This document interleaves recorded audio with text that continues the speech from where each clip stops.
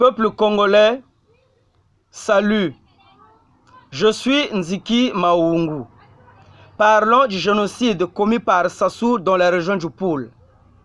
Et vous comprendrez combien il est important aux leaders politiques de notre pays et de la société civile dans son ensemble de prendre part à cette conférence internationale qui est initiée par les djinns fils du Congo pour les intérêts du Congo et des Congolais dans son ensemble.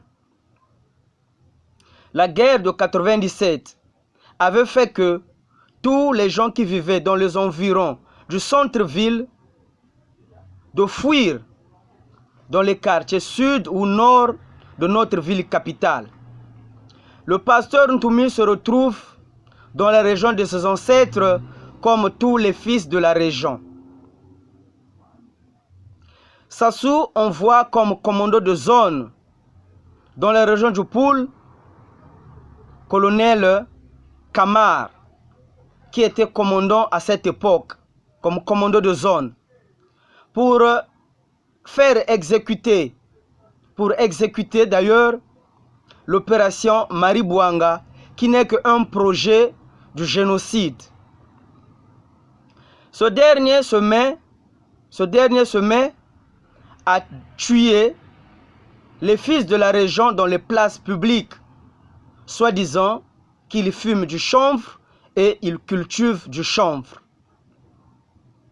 Les fils de la région se révoltent, se mettent ensemble et commencent à défendre leur vie.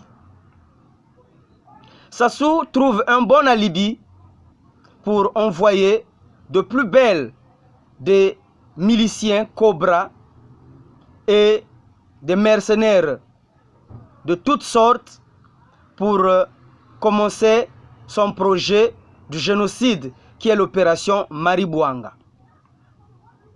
Pistolet et les autres fils de la région, ils s'étaient mis ensemble pour défendre leur vie.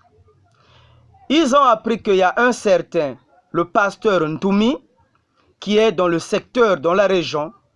Ces derniers se reprochent à lui pour prier ensemble pour qu'il soit protégé par les prières et par Dieu. C'est là où le pasteur Ntoumi rentre, devient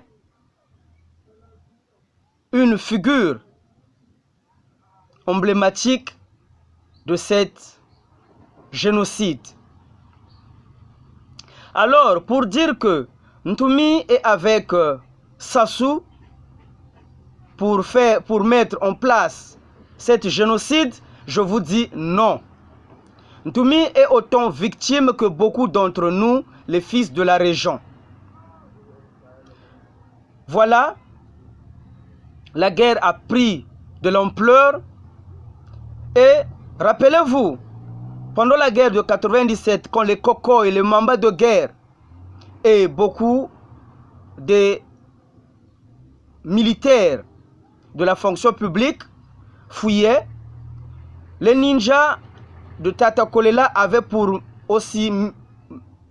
ils avaient reçu des mots d'ordre de désarmer ces derniers. Et donc les armes qu'ils récupéraient aux Cocos et Mamba de guerre, comme je répétais, ceux qui connaissaient, ils ont fini par déterrer ces armes pour se protéger contre Sassou et ses acolytes.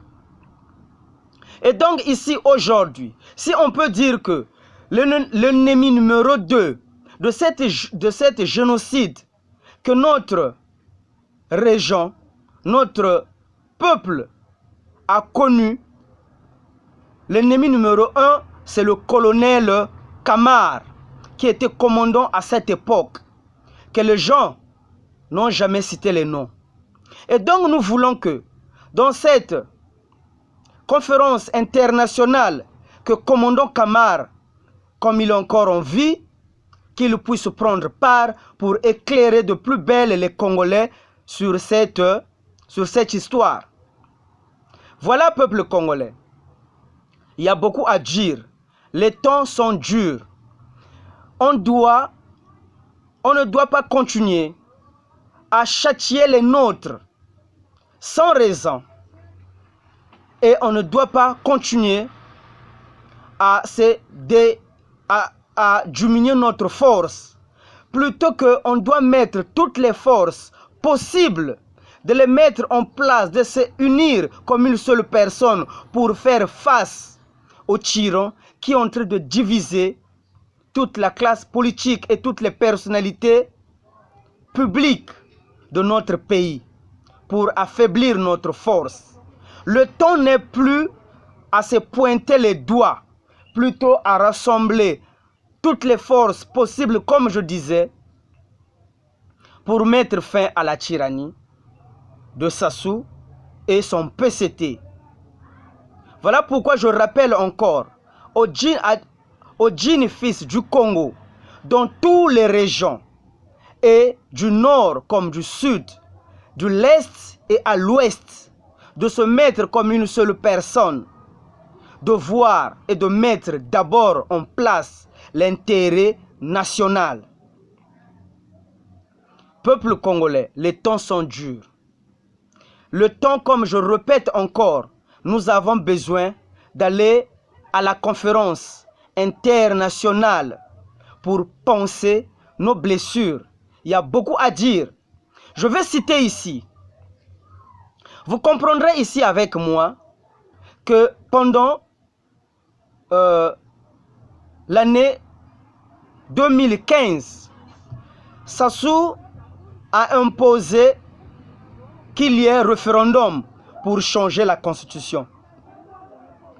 Tous les Congolais qui croyaient que les tyrans faisaient de la blague, même ceux de la diaspora, ils sont partis au pays pour aller battre campagne, pour conquérir le pouvoir.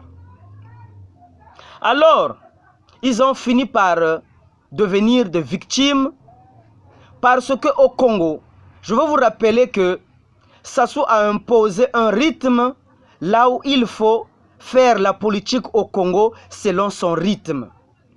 Pour prouver aux Congolais, la majorité des Congolais qui étaient rentrés avec l'esprit démocrate qu'ils avaient dans leur cœur pendant les années de la démocratie que notre pays a connue, ils ont pensé de soulever le peuple pour contredire que cet référendum puisse prendre lieu.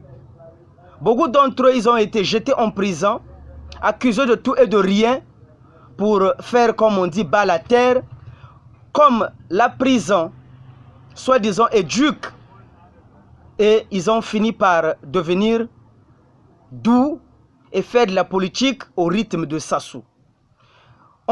Nous les disons, nous connaissons qu'ils sont victimes. La seule sortie que nous avons, c'est la conférence internationale.